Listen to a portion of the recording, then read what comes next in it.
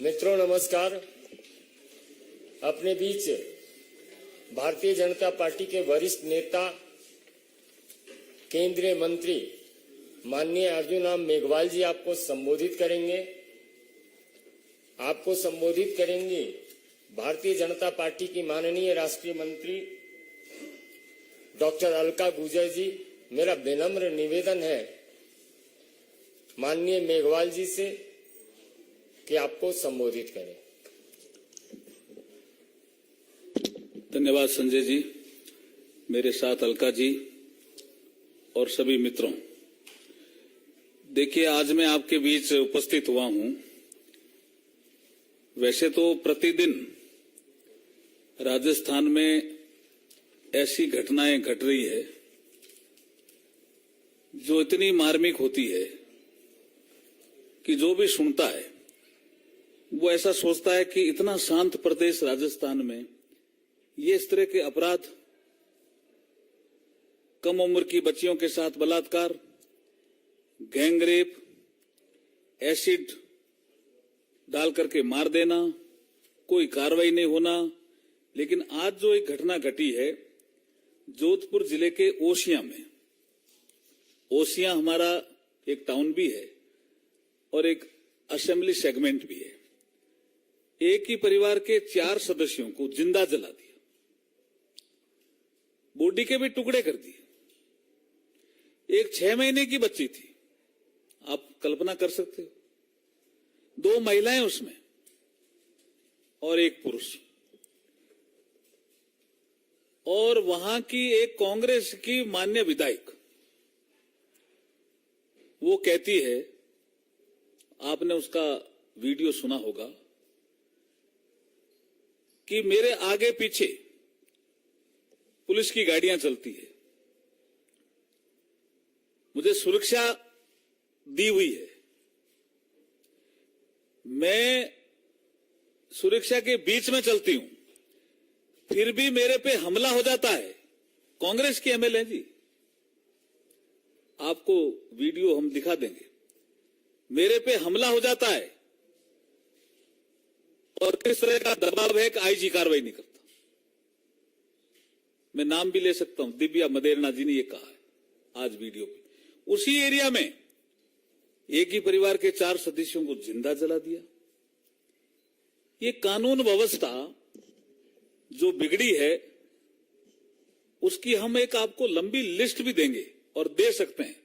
जब से ये सरकार आई है, गहलोत जी के नेतृत्व में कांग्रेस की सरकार राजस्थान में, लेकिन ये मैं अगर इसका एनालिसिस करूं एज ए लॉ मिनिस्टर, तो मैं पाता हूं कि इसके पीछे सबसे बड़ा कारण श्रीमान अशोक गहलोत स्वयं है। वो जगह जगह जाकर के सभाओं में कहते हैं कि मेरी सरकार मान्य विधायकों ने बचाई। जब वो ये कहते हैं तो एमएलए मुख्यमंत्री बन जाते हैं। वो वहां थानेदार लगवाने में भी सक्षम हो जाते हैं। कई जगह कलेक्टर, एसपी भी एमएलए के कहने पे मुख्यमंत्री लगवाते हैं। और जो एमएलए चाहता है वो वहां होता है। तो एमएलए भ्रष्ट भी हो गए। कानून व्यवस्था जब बिगड़ती है, कोई थानेदार हटता नहीं है, कोई तहसीलदार का ट्रांसफर नहीं होता है। तो ये जैसे आज ओसियां में आपको रूप देखने को मिला, ऐसी घटनाओं का पुनरावृत्ति होती है। जोधपुर जिले में ही 3 दिन पहले, जो मुख्यमंत्री जी का गृह जिला है, एक महिला के साथ बलात्कार होता है, गैंगरेप होता है, और वो कई जगह घूमती रहती है अपनी सुरक्षा की गुहार के लिए, और मुख्यमंत्री जी को शर्म ही नहीं आती है। मुख्यमंत्री जी उसको कवर अप करने के लिए मैं कह रहा हूं, संवेदनाएं समाप्त हो गई है मुख्यमंत्री जी में। कहते हैं ये तो किसी और विचारधारा के लोग थे। यहां विचारधारा देखी जाती है क्या? किसी महिला के साथ गैंगरेप हुआ, वो शिकायत करने पहुंची, आप विचारधारा देख रहे हो क्या? इसलिए मैं कह रहा हूं कि जितनी भी गैंगरेप की घटनाएं हुई है, बलात्कार की घटनाएं हुई है दलितों पे, विशेष करके दलित महिलाओं पे, उसमें जो कार्रवाई नहीं हुई है उसके पीछे भी वो कोई न कोई विचारधारा देख रहे हैं। तुष्टीकरण की नीति देख रहे हैं।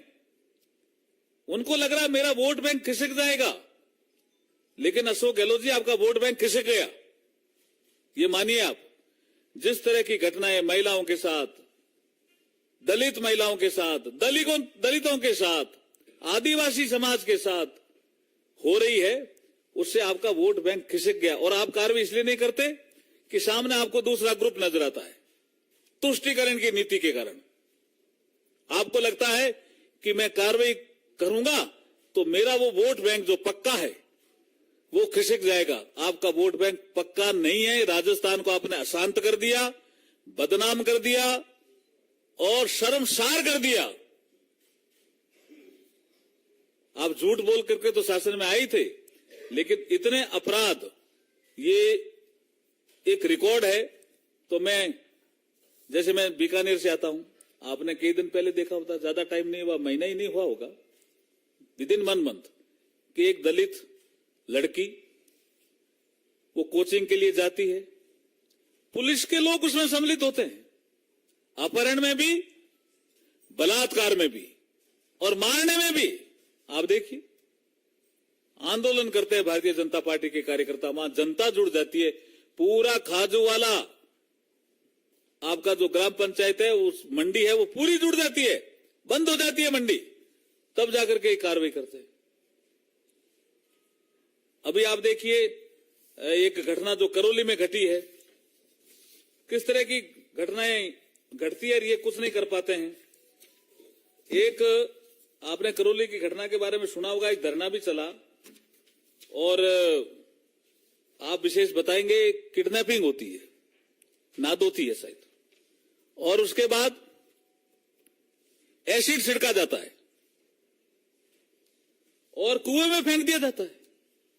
अरे भाई, मार भी देते हो, फिर भी कोई कार्रवाई नहीं, और उसको कवर अप करने में लग जाते हो।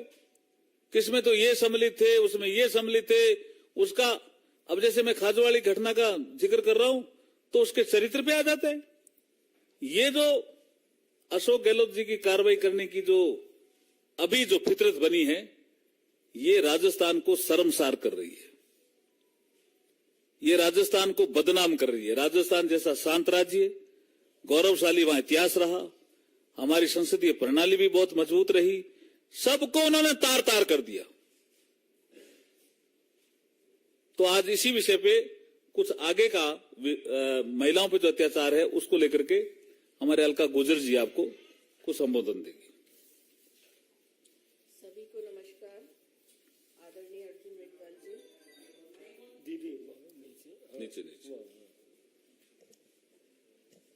सभी को नमस्कार। आदरणीय अर्जुन मेघवाल जी और समस्त पत्रकार बंधु, आज वीरों की भूमि से मैं आती हूँ, वीरांगनाओं की धरती से आती हूँ, जो हाड़ी रानी का प्रदेश है, पद्मिनी का प्रदेश है। लेकिन महिला होने के नाते बहुत पीड़ा होती है कि आज वीरांगनाओं की धरती शर्मसार है। नेशनल क्राइम रिकॉर्ड ब्यूरो कहता है कि राजस्थान महिला अपराध में नंबर 1 बन चुका है। जो वीर भूमि है, वहां बलात्कार की रोज 17 से 18 घटनाएं होती हैं, 7 मर्डर्स होते हैं, और महिलाएं जो सबसे ज्यादा सुरक्षित प्रदेश राजस्थान शांत प्रदेश माना जाता था, वहां महिलाएं सड़क पे सुरक्षित नहीं है, घर में सुरक्षित नहीं है, हॉस्पिटल में बलात्कार हो जाते हैं। बीमार महिला हॉस्पिटल जाती है, एम्बुलेंस में बलात्कार हो जाता है, सरेआम जिंदा जला दिया जाता है। जैसा माननीय अभी अर्जुन जी बता रहे थे, मारकर बलात्कार कर तेजाब फेंक कर कुएं में फेंक दिया जाता है।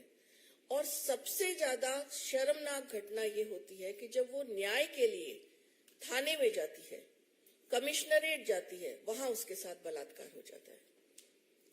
और इतनी सारी घटनाएं होने के बाद भी सत्ता में बैठे हुए जो लोग हैं, कांग्रेस के वरिष्ठ मंत्री हैं शांति धारीवाल जी, जो सदन के पटल पर कहते हैं कि बलात्कार इसलिए होते हैं कि ये मर्दों की भूमि है। ऐसी मर्दानगी कांग्रेस को ही मुबारक हो लेकिन बहुत पीड़ा, बहुत शर्म, और ये कहा जाए कि महिलाओं की, राजस्थान की वीरांगनाओं की इस तरह की जब घटनाएं होती हैं तो एक तरह से मन भी रोने लगता है।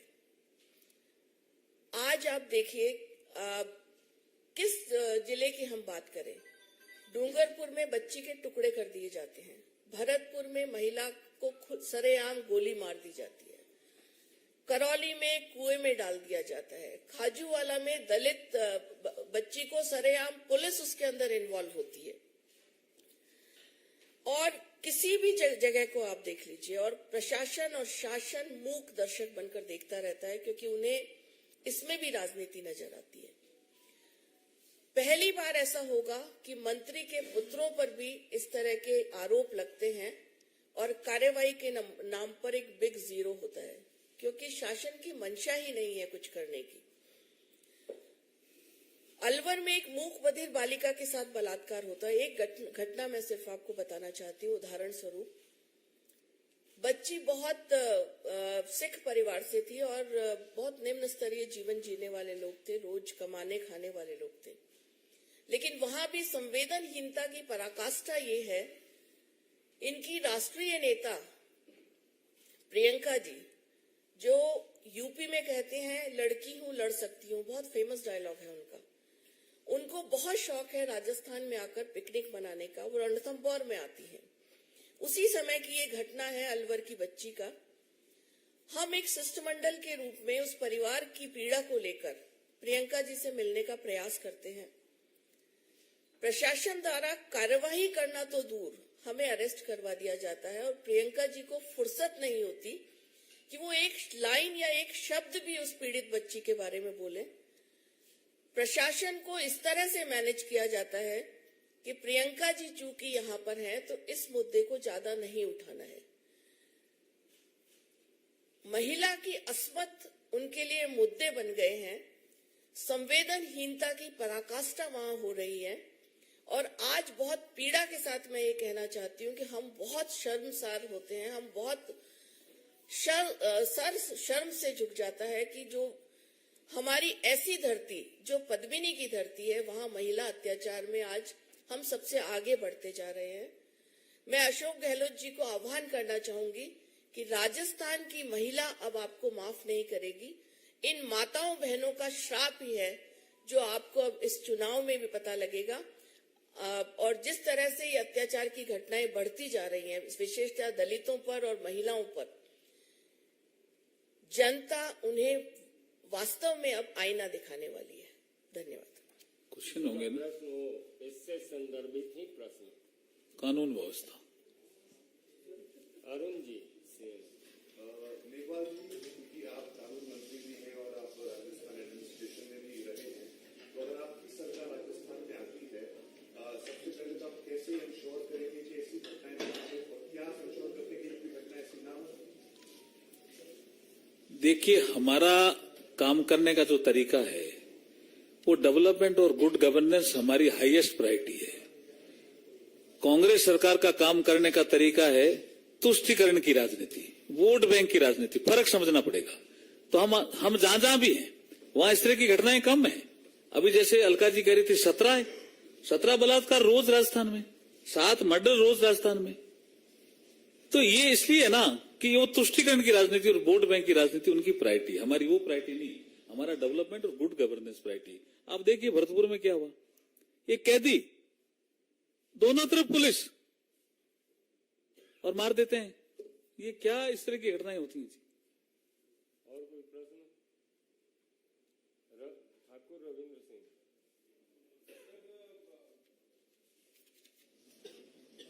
राजस्थान में जिस तरह से क्राइम आपने बताया बढ़ा है और लोकसभा चुनाव विधानसभा चुनाव होंगे, आपको लग रहा है कि वहाँ पर आपकी सरकार बनेगी, लेकिन कांग्रेस के ही नेता कहना है, चाहे राहुल गांधी हो, प्रियंका गांधी हो, कि राजस्थान में ऐसा कुछ नहीं बच रहा है और ये मोदी सरकार की जो फेलियर है उससे छिपाने के लिए राजनाथ पर, और इसीलिए उन्होंने बेंगलुरु बैठक करके विपक्ष की बड़ी बैठक की है, लेकिन उस बैठक से नीतीश कुमार नाराज हो गए हैं। क्या कहना है? ये विषय अलग है, लेकिन देखो ये मैं दिखा रहा हूं, किस तरह से फेल्यूर है। ये राहुल गांधी, हाँ, ये देखिए ना, राहुल गांधी जी के बारे में मैं थोड़ा अभी आपको रविंद्र जी बताता हूं। उनका अभी एक अभी सुप्रीम कोर्ट में आए हैं, तो वो कहते हैं मुझे बोलने की आजादी नहीं। बोले तो सभा में खुद ही थे ना, हमने थोड़ी कहा था। गाली देने की आजादी नहीं है, वो फर्क समझ में आता नहीं। अब हाई कोर्ट का फैसला आया, अब इतने अपराध घट रहे हैं। अरे भैया, आप मौन जुलूस निकाल लेते, बैठ जाते, कुछ कर देते, नहीं बोलते हो तो। लेकिन जैसे राहुल गांधी का हाई कोर्ट का फैसला आया, उसके खिलाफ मौन व्रत किया। उनकी मुझे लगता है दिशा ही ठीक नहीं है, किधर जा रहे हैं। और इसलिए वो दिशा ठीक नहीं, इसलिए जो आपने कहा वो घटना घटी। धन्यवाद, धन्यवाद। Thank you.